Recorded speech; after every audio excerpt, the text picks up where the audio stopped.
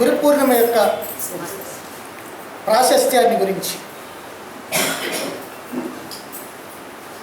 ఈరోజు ఆషాఢ పూర్ణిమ. దీన్నే వ్యాస పూర్ణిమని, గురు పూర్ణిమని కూడా అంటారు. ఆధ్యాత్మిక రంగంలో ఉన్నటువంటి వాళ్ళకి ఇది చాలా ప్రశస్తమైనటువంటి పవిత్రమైనటువంటి రోజు. దీనికి ఇంత ప్రాముఖ్యత, ప్రాధాన్యత ఏమిటో, ఈ పూర్ణిమకి వ్యాసుడికి మధ్యలో ఉన్నటువంటి సంబంధం ఏమిటో, వ్యాస మహర్షి యొక్క ప్రత్యేకత, ఆయన యొక్క ప్రశస్తి ఏమిటో, ఈ రోజున చేసేటువంటి గురు పూజల యొక్క ఆంతర్యం ఏమిటో ఇప్పుడు మనం తెలుసుకుందాం. ఈ జనన మరణ రూప సంసారం అనేటువంటి మహాసాగరంలో పడిపోయి అలవాటుగానో, పొరపాటుగానో, గ్రహపాటుగానో, అజ్ఞానం వల్లనో ఎలాగో ఒకలాగా పడిపోయి గిలగిలా కొట్టుకుంటూ ఒడ్డు కనపడక ఎటు పోవాలో దిక్కు తోచక విలవిల్లాడిపోయేటువంటి మానవులు ఈ సంసార సముద్రాన్ని తరించాలంటే, తీరం చేరాలి అని అంటే, సమస్తమైనటువంటి దుఃఖాలని పోగొట్టుకొని శాశ్వతమైనటువంటి అఖండమైనటువంటి ఆనందాన్ని గనక పొందాలి అని అంటే దానికి ఒక్కటే మార్గం, ఒక్కటే ఉపాయం. అదే మోక్షం, అదే ముక్తి, అదే జీవన్ముక్తి, అదే సద్యోముక్తి, అదే కైవల్యం. అప్పుడే శాశ్వతమైనటువంటి ఆనందం. ఆ ముక్తిని పొందినప్పుడే, మోక్షాన్ని పొందినప్పుడే జన్మరాహిత్యం అవుతుంది. ఈ జన్మ దుఃఖం, జరా దుఃఖం, వ్యాధి దుఃఖం, మరణ దుఃఖం అనేటువంటి దుఃఖాలన్నీ కూడా తొలగిపోతాయి. శాశ్వతమైనటువంటి ఆనందం, అఖండమైనటువంటి ఆనందం కలుగుతుంది. ఇదే మానవుడిగా పుట్టినందుకు మనం సాధించాల్సినటువంటి కార్యం. సామాన్యంగా ఈ లోకంలో మనం అనుకునేటువంటివన్నీ కూడా తాత్కాలికమైనటువంటివే. కానీ నిజంగా మానవుడిగా పుట్టినటువంటి మనం ఏం చెయ్యాలి అని అంటే, ఈ ముక్తిని పొందడం కోసమే ఈ జీవితాన్ని మనం వినియోగించుకోవాలి. ఇలా ముక్తిని పొందాలని తప్పించేటువంటి వాళ్ళే ముముక్షువులు అని అంటారు. బాగా తప్పించేటువంటి వాళ్ళు, తీవ్రంగా తప్పించేటువంటి వాళ్ళు తీవ్ర ముముక్షువులు. ఆ తీవ్రమైనటువంటి ముముక్షువులు ఈ మోక్షాన్ని కనుక పొందాలి అంటే మరి ఏం చేయాలి? నిజమే, మానవ జీవిత పరమార్థం మోక్షం. మరి మోక్షం పొందాలంటే ఏం చేయాలి? ఆ మోక్షం పొందాలంటే జ్ఞానాన్ని పొందాలి, ఆత్మజ్ఞానాన్ని పొందాలి. నేను ఆత్మను అనేటువంటి జ్ఞానాన్ని పొందాలి. ఊరికి పొందటమే కాదు, పొందిన తర్వాత దాన్ని స్థిరపరచుకొని అనుభవానికి తెచ్చుకోవాలి. అందుకే జ్ఞానే నైవత్తు కైవల్యం అని శాస్త్రాలన్నీ కూడా ఘోషిస్తూ ఉన్నాయి. అంటే ఆత్మజ్ఞానాన్ని పొందితేనే మోక్షం. ఆత్మజ్ఞానాన్ని పొందకుండా మోక్షం అనేటువంటిది సాధ్యం కాదు. మరి ఈ ఆత్మజ్ఞానాన్ని ఎలా పొందాలి? తరించాలి అని అంటే, మోక్షాన్ని పొందాలి అని అంటే ఆత్మజ్ఞానం కావాలి. మరి ఆత్మజ్ఞానం కావాలంటే దాన్ని మనం ఎక్కడ పొందాలి? ఎలా ఆత్మజ్ఞానాన్ని పొందగలుగుతాం? ఎక్కడుంటుంది అది? ఇది ఉపనిషత్తుల్లో ఉంటుంది. కాబట్టి ఉపనిషత్తుల్లో ఉన్నటువంటి ఈ జ్ఞానం ఏదైతే ఉందో అది ఏం చెబుతున్నదంటే, ఓ మానవుడా, నీవు నిజంగా దేహానివి కాదు, ఇంద్రియాలు కాదు, మనస్సు కాదు, బుద్ధి కాదు. నీవు యథార్థంగా ఆత్మస్వరూపానివి, పరమాత్మ స్వరూపానివి అని తత్వమసి, అది నీవే, ఆ పరమాత్మ నీవే అని బోధిస్తూ ఉన్నాయి. ఈ ఉపనిషత్తుల్నే వేదాంతం అని అంటారు. ఎందుకనంటే ఉపనిషత్తులన్నీ కూడా వేదాలకి అంతంలో ఉంటాయి కనుక దీన్ని వేదాంతము అని అంటారు. కాబట్టి ఉపనిషత్తుల్లో ఉన్నటువంటి జ్ఞానం అంతా వేదాంత జ్ఞానం, మానవుణ్ణి తరింపజేసేటువంటి జ్ఞానం, అద్భుతమైనటువంటి జ్ఞానం, మోక్షాన్ని ప్రసాదించేటువంటి జ్ఞానం. మరి ఈ జ్ఞానం ఉండదైతే ఉంది ఉపనిషత్తుల్లో, రైట్, బాగానే ఉంది. మరి అక్కడ ఉన్నటువంటి జ్ఞానం ఈ ముముక్షులైనటువంటి వారికి, ఈ మోక్షార్థులైనటువంటి వారికి ఎలా లభిస్తుంది? ఉపనిషత్తుల్లో ఉండంగానే మనకి లభిస్తుందా? అది సామాన్యులకు అర్థమవుతుందా? కానే కాదు. మరి ఎలా అంటే, ఈ ఉపనిషత్తుల్లో ఉన్నటువంటి జ్ఞానాన్ని పూర్తిగా ఆకలింపు చేసుకొని, తమ యొక్క అనుభవానికి తెచ్చుకొని, తాము సంపూర్ణంగా జ్ఞానంలో పండినటువంటి మహాత్ములైనటువంటి వాళ్ళ ద్వారా మనం దీన్ని తెలుసుకోవచ్చు. ఈ ఉపనిషత్తుల్లో ఉన్నటువంటి జ్ఞానాన్ని అలా మహాత్ముల ద్వారా మాత్రమే తెలుసుకోగలుగుతాం. అలాంటి మహాత్ములనే మహర్షులు అని మనం పిలుస్తూ ఉన్నాం. ఋషి అని అంటే అర్థం ఏమిటంటే తాను తరించడమే గాక ఇతరులు కూడా తరింపజేయటానికి ప్రయత్నించేటువంటి వాడు ఋషి. ముని అంటే ఎవరంటే తాను తరించేవాడు, తనకి ఇతరులతో పని లేదు.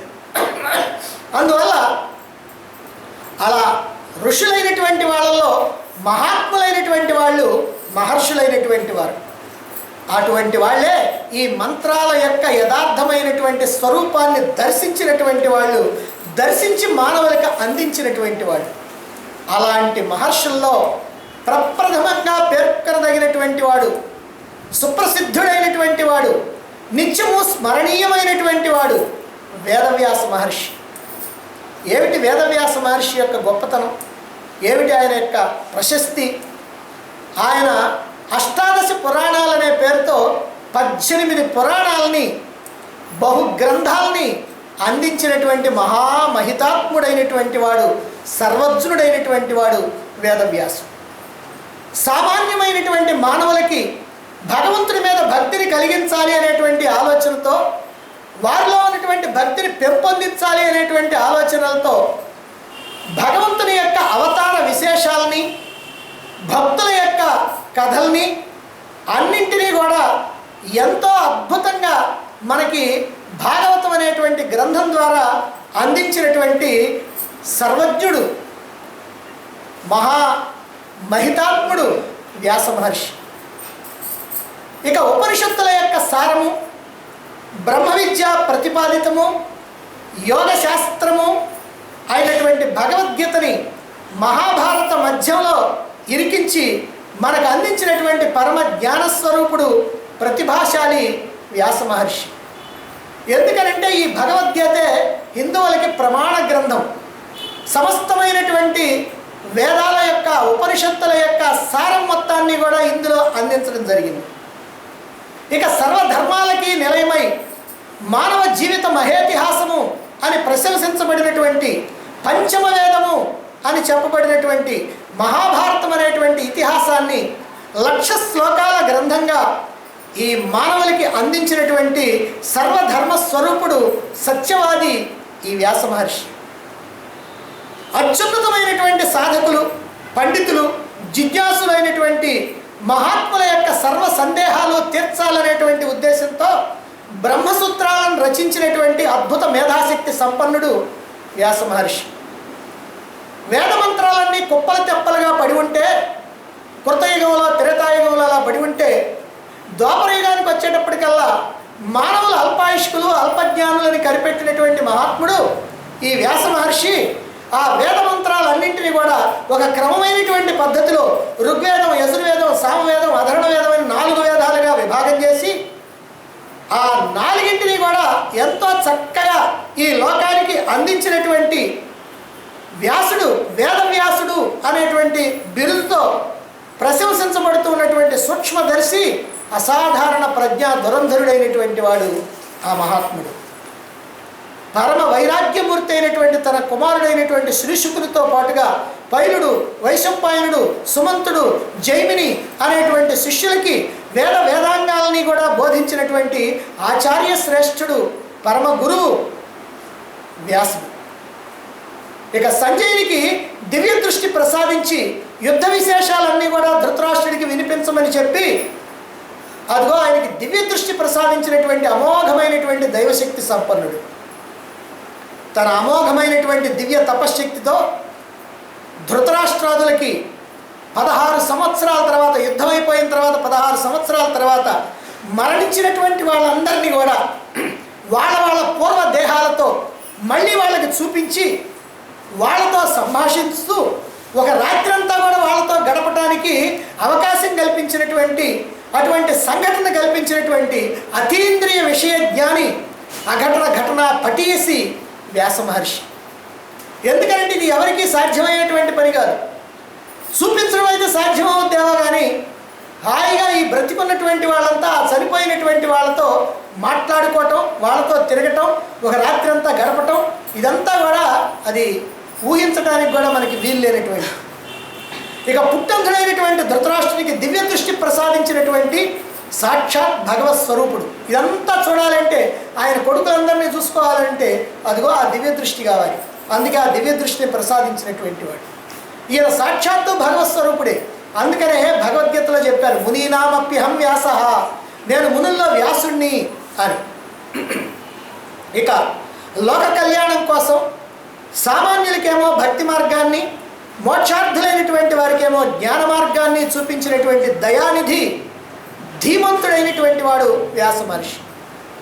యోగ బలము, తపశ్శక్తి, దివ్య దృష్టి అనేటువంటి 3 పరికరాలతో దేశాంతర, కాలాంతర, లోకాంతర వస్తు సాక్షాత్కారం కలిగించినటువంటి అఖండ తప ప్రభావ సంపన్నుడైనటువంటి వాడు వ్యాస మహర్షి.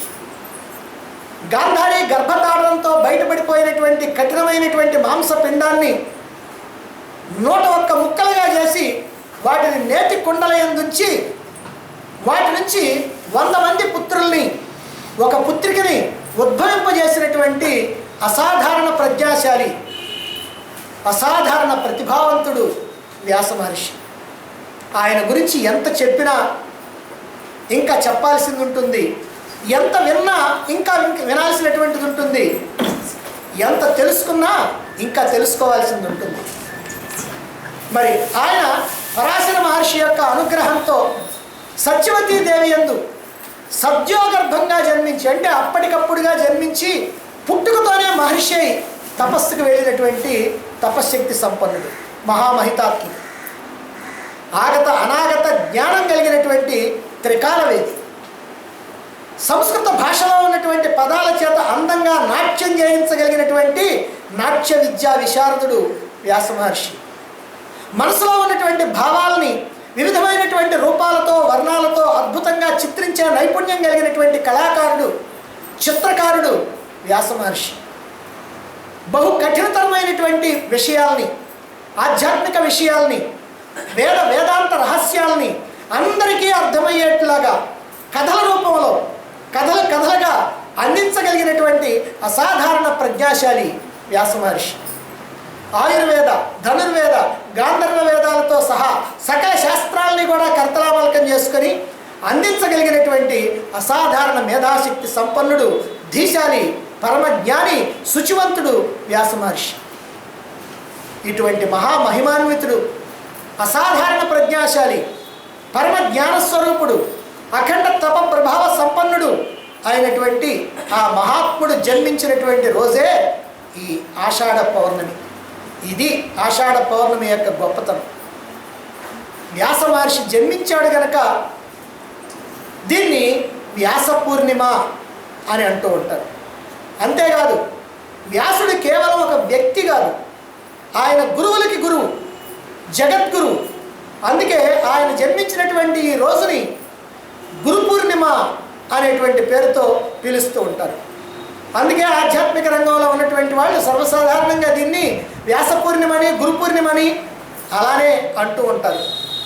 అంతేకాదు, ఈ రోజుకి ఇంకా కొన్ని ప్రత్యేకతలు ఉన్నాయి. వ్యాసుడికి ఈ ఆషాఢ పౌర్ణమికి అనేకమైనటువంటి సంబంధాలు ఉన్నాయి. వ్యాస మహర్షి జన్మించింది ఈరోజు. వ్యాస మహర్షి వేద మంత్రాలన్నింటినీ 4గా విభాగించి, ఋగ్వేద, యజుర్వేద, సామవేద, అధర్వవేదాలుగా విభాగించినటువంటి రోజు, ఆ విభాగించడం ప్రారంభించినటువంటి రోజు ఈ ఆషాఢ పూర్ణిమ.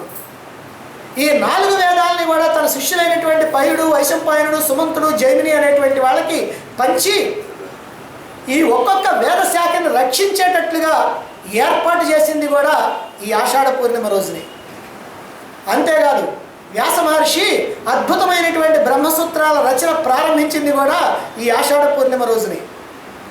అది అనుకోకుండా జరిగిందో అనుకొని జరిగిందో మనకు తెలియదు, కానీ ఇలా ఆషాఢ పూర్ణిమతో వ్యాస మహర్షికి సంపూర్ణమైనటువంటి సంబంధం ఉంది.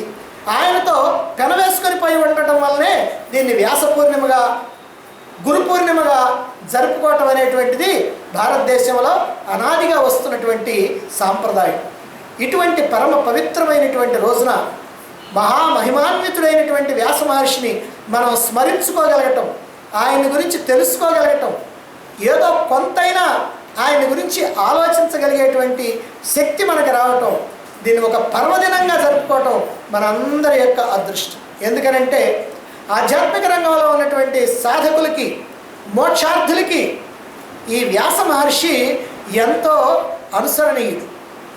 ఎందుకనంటే ఆయన యొక్క ఉచ్ఛిష్టం ఏదైతే ఉందో అదే మనకున్నటువంటి జ్ఞానం అంతా. వ్యాసోచ్ఛిష్టం సర్వం అని అన్నారు. కాబట్టి వ్యాసుడి దగ్గర నుంచి వచ్చినటువంటిది. అందువల్ల సాధకులు మోక్షార్థులైనటువంటి వాళ్ళు ఈ రోజున తమ తమ గురువుల్ని పూజించుకొని వ్యాస మహర్షి నుంచి తమ గురువుల వరకు ఉన్నటువంటి గురు పరంపర యొక్క దివ్యమైనటువంటి అనుగ్రహాన్ని పొందుతూ ఉన్నారు. మరి ఎలా పొందుతున్నారండి వ్యాస మహర్షి యొక్క అనుగ్రహాన్ని అనే ఆలోచన రావచ్చు. ఆయన ఇక్కడ లేడు కదా, ఆయన పటాన్ని పూజిస్తాం కానీ ఆయన్ని మనం పూజించలేం కదా, ప్రత్యక్షంగా ఆయన దగ్గర నుంచి మనకి ఎట్లా అనుగ్రహం వస్తుంది అనే ఆలోచన రావచ్చు. ఈ రోజున తమ తమ గురువుల్ని పూజించడం అంటే సాక్షాత్తుగా వ్యాస మహర్షిని పూజించటమే అనే విషయం మనకి ఒక సంఘటన ద్వారా తెలుస్తుంది. ఎలా అంటే వ్యాస మహర్షిని ఆరాధించేటువంటి శిష్యుల్లో వేదనిధి అనేటువంటి ఒక మహాత్ముడు ఉన్నాడు. ఆయన ఒక రోజున వ్యాస మహర్షిని అడిగాడట, ఓ మహాత్మా, మేము మిమ్మల్ని స్వయంగా పూజించుకుంటున్నాం, ప్రత్యక్షంగా మిమ్మల్ని కూర్చోబెట్టి మిమ్మల్ని పూజిస్తూ ఉన్నాం, అటువంటి అదృష్టం మాకు కలిగింది. కానీ భవిష్యత్ తరాల వాళ్ళు, భవిష్యత్తు యుగాల్లో పుట్టేటువంటి మానవులైనటువంటి వాళ్ళు మిమ్మల్ని ప్రత్యక్షంగా పూజించుకోవాలి అని అంటే, స్వయంగా వాళ్ళే పూజించుకోవాలి అని అంటే వాళ్ళకి అదృష్టం ఎలా కలుగుతుందండి అని అడిగారట. అలా ఆయన అడిగితే దానికి వ్యాస మహర్షి సమాధానం చెబుతున్నాడు. అయ్యా, ఎవరైతే వేదాంగాల రహస్యాల్ని, ఇతిహాసాల యొక్క మర్మాలని, పురాణ కథల్లో ఉన్నటువంటి ఆంతర్యాల్ని ఇతరులకి బోధిస్తూ ఉంటారో వాళ్ళందరిలో స్వయంగా అవ్యక్తంగా నేనే ఉంటాను. అటువంటి వాళ్ళు యథార్థంగా నా స్వరూపులే. వాళ్ళని కనుక శ్రద్ధాభక్తులతో పూజిస్తే ప్రత్యక్షంగా నన్ను పూజించినట్టే, ఆ పూజలన్నీ కూడా నాకే చెందుతాయి అన్నాడట వ్యాస మహర్షి. కాబట్టి ఈ రోజున వేద విజ్ఞానాన్ని అందించేటువంటి తమ గురువుల్ని ఎవరైతే పూజిస్తారో వాళ్ళంతా స్వయంగా వ్యాసుడిని పూజించినట్టే. వారంతా వ్యాస మహర్షి యొక్క అనుగ్రహాన్ని తప్పకుండా పొందగలుగుతారు. ఈ సత్సాంప్రదాయాన్ని అనుసరించి మన ఆధ్యాత్మిక జ్ఞానపీఠం స్థాపించినప్పటి నుంచి ఈ ఆషాఢ పూర్ణిమని వ్యాస పూర్ణిమగా, గురు పూర్ణిమగా, ఆధ్యాత్మిక సదస్సుగా ఈ 18 సంవత్సరాల నుంచి మనం జరుపుకుంటూ ఉన్నాం. ఇప్పుడు ఈ 19వ సంవత్సరం. ఆ క్రమంలోనే ఈరోజు జరుగుతున్నటువంటి ఈ సదస్సుకి ఎంతో భక్తి శ్రద్ధలతో విచ్చేసినటువంటి మీ అందరికీ నా మనపూర్వకమైనటువంటి శుభాశీస్సులు అందజేస్తూ ఉన్నాను.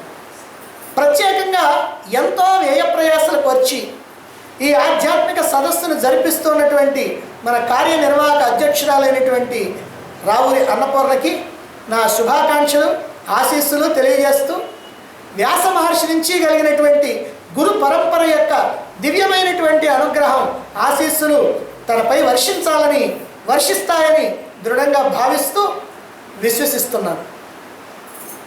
ఈరోజు చేసే కార్యక్రమం వల్ల మనకి తెలియకుండానే మరొక ముఖ్యమైనటువంటి ప్రయోజనం కలుగుతూ ఉంది. ఏమిటది అనంటే, మనం ఎవరికైనా రుణపడి ఉన్నామంటే ఆ రుణాన్ని తప్పకుండా ఎప్పుడో ఒకప్పుడు తీర్చుకోవాలి. అదేమిటండి, అదే రుణాన్ని తీర్చుకోకుండా పూర్తిగా ఆయనకి పంగనామం పెట్టేసి తప్పించుకోవచ్చు కదా, అలా తప్పించుకునే వాళ్ళు కూడా లోకంలో చాలామంది ఉన్నారు కదా అని మనం అనుకుంటాం.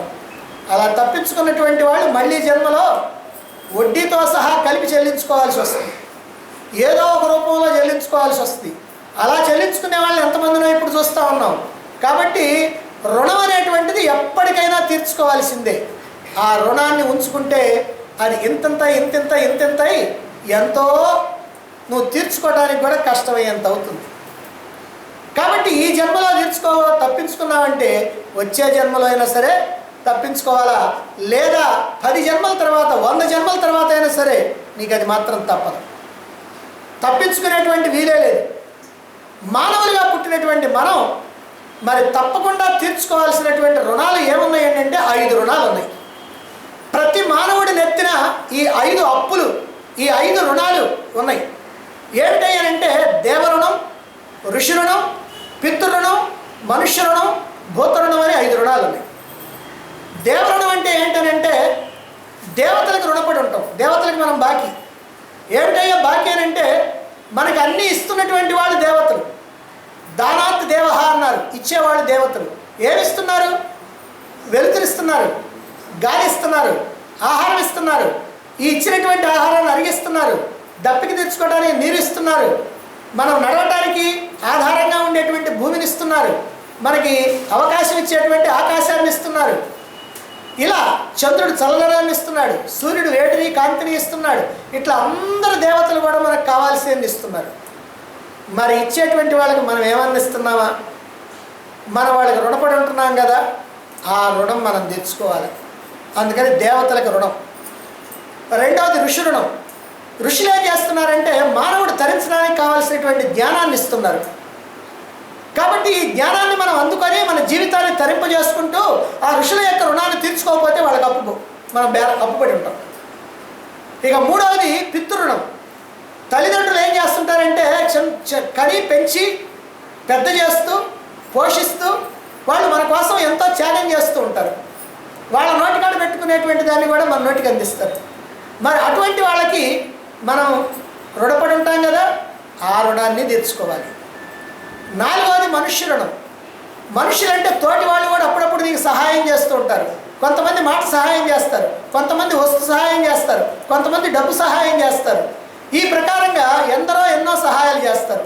ఇవన్నీ కాక నువ్వు వాడుకునేటువంటి వస్తువులేవి కూడా నువ్వు సొంతంగా తయారు చేసుకోలేవు, ఎవరో ఒకరు తయారు చేయాలి. నువ్వు వేసుకునేటువంటి వస్త్రం, నువ్వు వాడుకునేటువంటి గిన్నెలు, బొచ్చెలు, మరి అన్నీ కూడా ఎవరో ఒకరు కుండలు అన్నీ తయారు చేసేవారు. ఈ ప్రకారంగా పరస్పరం ఒకళ్ళకొకళ్ళు ఇలా సహాయపడుతూ ఉన్నారు. అందువల్ల మనుషులకు కూడా సహాయపడుతూ ఉన్నాం. అందుకని తోటి వారికి కూడా మనం రుణపడి ఉంటాం. ఐదోది భూతరుణం. భూతములు అంటే పంచభూతాల్లో ఇవన్నీ కూడా తిరుగుతూ ఉంటాయి. జంతువులు, పశువులు, పక్షులు, క్రిములు, కీటకాలు, సూక్ష్మజీవులు, ఇవన్నీ కూడా. వీటన్నిటికీ పూర్వకాలం నుంచి కొంతమంది ఏం చేస్తారంటే గింజలు వేసి వాటికి ఏదో ఆహారాన్ని వేసి లేదా ముగ్గుగా బియ్యం పిండి వేసి ఆ చీమలకి వాటికి అన్నీ ఉపయోగపడేట్టుగా చేస్తారు. ఈరోజు మనం అలాంటివి ఏమీ చేయటంలా. అందుకని వాటికి మనం రుణపడి ఉంటాం. ఇలా 5 రుణాలు ఉన్నాయి. మరి అయితే 5 రుణాలు ఉన్నా ఈ 5 రుణాల్లో కూడా 4 రుణాలని దాదాపుగా ఈ లోకంలో అందరు తీర్చుకుంటారు. 190 మంది ఈ 5 రుణాల్లో 4 రుణాలు తీర్చుకుంటారు. ఏమిటయ్యానంటే దైవ రుణం. దైవ రుణం ఎట్టు తీరుద్ది? దేవతల యొక్క పూజ, యజ్ఞయాగాదులు, వీటి ద్వారా దైవ రుణం తీరుద్ది. మరి పితృరుణం ఎట్టు తీరుద్ది? తల్లిదండ్రులకి భోజనం పెట్టడం, లేకపోతేనేమో వాళ్ళు ఏదో రకంగా సంతోషపెట్టి పోషించడం, వాళ్ళు చనిపోయిన తర్వాత పితృకర్మలు ఆచరించి వాళ్ళకి సంతృప్తి కలిగించడం. ఈ ప్రకారంగా పితృరుణం తీర్చుకుంటున్నారు. ఇక మూడోది తోటి మానవులు. తోటి మానవులకు కూడా మనకి చేతనైన సహాయం ఎవరో ఎప్పుడో ఒకప్పుడు మరి అతిథులు, అభ్యాగతులు ఎవరో ఒకరికి సహాయం చేస్తూ ఉంటాం. అప్పుడప్పుడు ఏదో రకంగా అట్లా సహాయం చేస్తూ ఉంటాం కాబట్టి ఆ మనుష్య రుణం కూడా తీరుద్ది. ఇక ఇంకోటి ఏంటంటే భూతరుణం. ఈ భూతరుణం కూడా ఇట్లా పక్షులకి వాటికి మనం గింజలు వేయకపోయినా కనీసం చెట్లకి చేమలకి నీళ్లు పోయటం ద్వారానైనా సరే ఆ భూతరుణం కొంచెమైనా మనకి తీరుతుంది. కానీ అసలు తీర్చుకున్నటువంటి రుణం ఏమిటంటే ఋషి రుణం. సామాన్యులు ఎవ్వరు కూడా ఋషి రుణం సంగతి అసలు తెలియదు. 100కి 10 మంది మాత్రమే ఈ ఋషి రుణం తీర్చుకునేటువంటి వాళ్ళు ఉన్నారు. మరి ఋషి రుణం ఎట్టు తీరుద్దండి? ఋషులు ప్రసాదించినటువంటి జ్ఞానం ఏదైతే ఉందో, శాస్త్రాలు ఏవైతే ఉన్నాయో ఆ శాస్త్రాలను వింటూ వాటిని తెలుసుకుంటూ ఆ ఋషులు ఇచ్చినటువంటి జ్ఞానాన్ని పొందుతూ మరి వాళ్ళు ఇచ్చినటువంటి వేదాలు, ఉపనిషత్తులు, భగవద్గీత, ప్రకరణ గ్రంథాలు వీటన్నిటిని తెలుసుకోవడం ద్వారా, వాటిని బోధించినటువంటి గురువుల్ని గౌరవించడం ద్వారా, పూజించడం ద్వారా, ఆరాధించడం ద్వారా, వాళ్ళు చెప్పినట్టుగా వినటం ద్వారా, ఇవన్నిటి ద్వారా ఈ ఋషులను అనేటువంటి తీర్చుకోవడం కూడా జరుగుతూ ఉంది. అలా తీర్చుకునేటువంటి అదృష్టం మనకి కలిగింది. ఎందుకనంటే మనం 20 సంవత్సరాల నుంచి చేస్తున్నది ఏమిటంటే ఈ ఋషి రుణం తీర్చుకోవటమే. ఎందుకంటే మనం తరించడానికి ఋషులు ఏదైతే ఇచ్చారో దాన్ని మనం స్వీకరిస్తూ మనం అలా ఋషి రుణాన్ని తీర్చుకుంటున్నాం. మనల్ని మనం తరింపజేసుకోవడానికి కూడా ప్రయత్నం చేస్తున్నాం.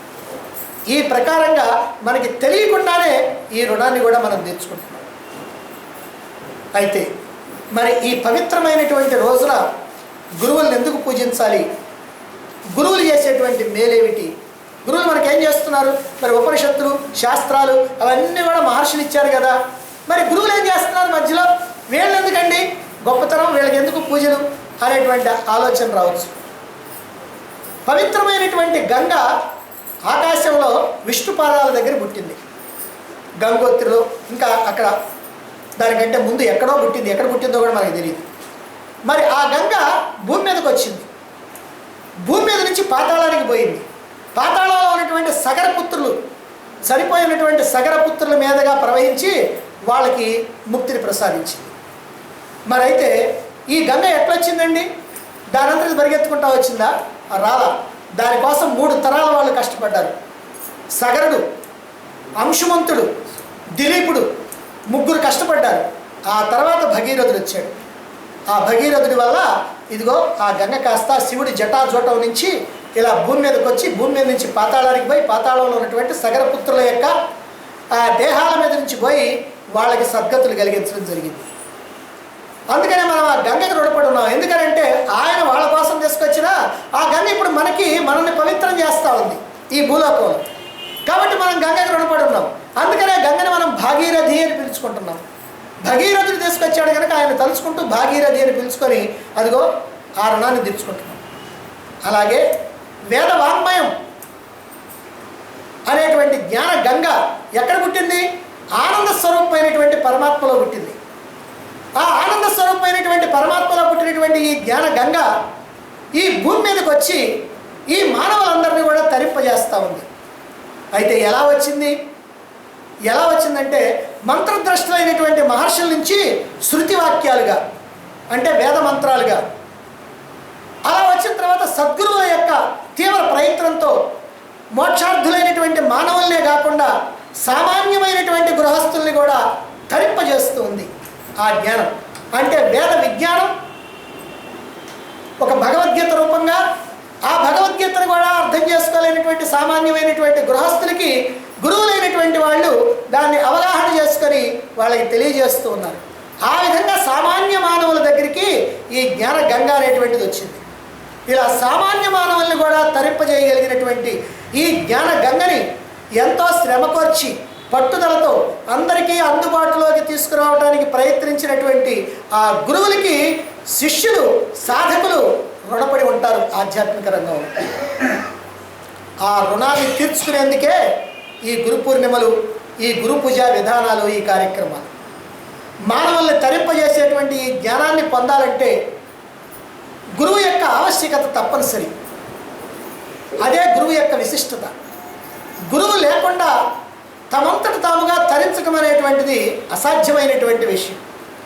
ఈ కాలంలో కొందరు అమాయకంగానో అహంకారంతానో ఏమంటారంటే, ఏమిటయ్యా గురువు యొక్క గొప్పతనం, ఏందో పెద్ద గురువు అని అంటుంటావు, ఆయనకి ఏమైనా కొమ్ములు ఉన్నాయా అంటారు. సరే, ఆయన కొమ్ములు ఉన్నాయా అని అంటే వాళ్ళు ఏ ఉద్దేశంతో అన్నా ఒక ఆయన చమత్కారంగా అన్నా అంటారు. అదే ఆయనకి 2 కాదండి 3 కొమ్ములు ఉన్నాయి, గా కొమ్మిస్తే గు, రా కొమ్మిస్తే రు, వా కొమ్మిస్తే ఊ, 3 కొమ్ములు ఉన్నాయండి అని అన్నాడు.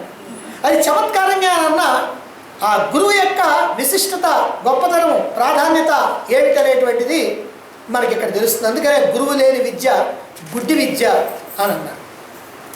గురుభక్తి భగవద్భక్తి అని, గురుసేవ భగవత్ సేవని, గురు పూజ భగవంతుని యొక్క పూజని, గురువు సాక్షాత్తు భగవానుడే అని మనకి గురుగీత తెలియజేస్తా ఉంది. అసలు గురువు భగవంతుని కన్నా అధికమని అనేక మంది విశ్వసిస్తూ ఉంటారు. ఎందుకని? భగవంతుడు నువ్వు ఏం చేస్తావో ఆ చేసిన దానికి ప్రతిఫలం ఇస్తాడు. నువ్వు పాపంగానే చేస్తే నీకు దుఃఖాలు ఇస్తాడు, నువ్వు పుణ్యంగానే చేస్తే సుఖాలు ఇస్తాడు. ఆయన మాత్రం దాన్ని ఏం మార్పు చేయడు, కొంచెం పెంచడమో తగ్గించడమో చేయడు. నువ్వేం చేస్తే దాన్నే ఇస్తాడు. అది భగవంతుడు చేసే పని. మరి గురువు ఏం చేస్తాడు? గురువు ఏం చేస్తాడంటే నీ పుణ్య పాపాలన్నింటినీ కూడా భస్మం చేసి నీ యొక్క దుఃఖాలు మొత్తం కూడా పోగొట్టుకొని శాశ్వతమైనటువంటి ఆనందాన్ని పొందడానికి, మోక్షాన్ని పొందడానికి కావలసినటువంటి ఆత్మజ్ఞానాన్ని ప్రసాదిస్తాడు. ఈ ఆత్మజ్ఞానాన్ని పొందడం వల్ల, ఈ ఆత్మజ్ఞానాన్ని అనుభవానికి తెచ్చుకోవడం వల్ల మోక్షాన్ని పొంది శాశ్వతమైనటువంటి ఆనందాన్ని, జన్మరాహిత్యాన్ని పొందడం జరుగుతుంది. అందుకే కొంతమంది మహాత్ములు తత్వాలు రాశారు.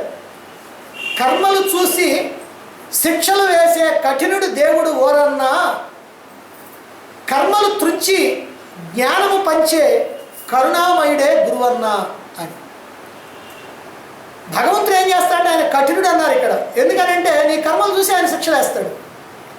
కానీ గురువు ఏం చేస్తాడంటే ఆ కర్మలన్నింటినీ కూడా నాశనం చేసి, జ్ఞానాగ్నిలో కర్మలన్నీ దగ్ధం చేసేసి నీకు జ్ఞానాన్ని పంచి నీకు మోక్షాన్ని ప్రసాదించడానికి కావాల్సినటువంటి సమస్తమైనటువంటి విషయాల్ని అందిస్తాడు. ఇది గురువు యొక్క ప్రాధాన్యత. మరి ఈ రోజున గురువుని అలా పూజించడం వల్ల వచ్చేటువంటి ప్రయోజనం, మరి వ్యాస మహర్షి యొక్క అద్భుతమైనటువంటి మేధాశక్తి, ఆయన తపశ్శక్తి, ఇవన్నీ కూడా అంత అద్భుతమైనవి. మనం చెప్పుకునేది ఆయన గొప్పతనంలో ఏ 1వ వంతో 2వ వంతో ఉంటుంది, 1 or 2% అంతే తప్ప నిజంగా ఆయన గురించి తెలుసుకునేటువంటి శక్తి సామర్థ్యాలు కలియుగ మానవులకి లేవు. నిత్యము జ్ఞానగంగలో మునిగి పునీతులవుతూ ఈ గురు పూర్ణిమ సందర్భంగా జరిగేటువంటి గురు పూజోత్సవంలో పాల్గొన్నటువంటి మీ అందరికీ వ్యాస మహర్షి యొక్క అనుగ్రహం, దివ్యమైనటువంటి ఆశీస్సులు కలగాలని ఆశిస్తూ ఆశీర్వదిస్తూ ఇంతటితో ముగిస్తుంది.